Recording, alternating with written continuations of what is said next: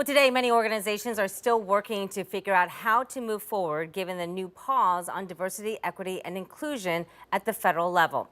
I spoke with an expert on why families feel diversity is an important conversation for their children to understand. And it's also not shocking, but it also hits on a very personal level. Alice Mills Mai is with Ellie Mental Health in Worthington.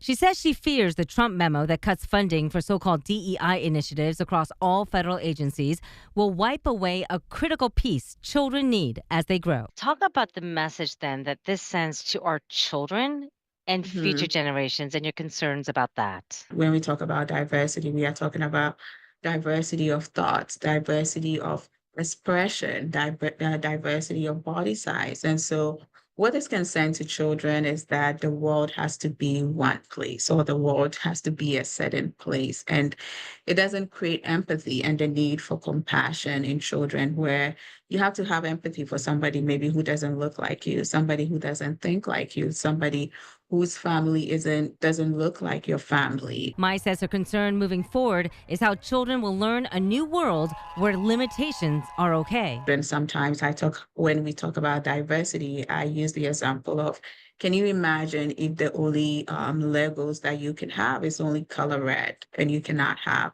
anything else? And it's also only one size, like a little size, and it's color red. You cannot have round, you cannot have yellow, you cannot have orange, you cannot have any other, but only one color. What does that feel like, or what does that look like? That means that your creativity, of itself is going to be limited to what you are given. We can think about puzzles, like the pieces of puzzles, and that's what the world is about. So each person is holding a little piece of puzzle that you need to make your puzzle complete. Time will tell how that puzzle turns out in the next 4 years. I did really like the word empathy that she used. And she also said something else that is so concerning as a parent is that children who are impacted by President Trump's new policies, they could internalize their fear, what they're feeling. And she says that's so dangerous for their mental health. So really just have those conversations with their kids. Yeah, you want everything your kid is thinking to be with you too, right? Absolutely. And even kids who are allies of some of these children, like have conversations with them so that they know how they can support. Okay.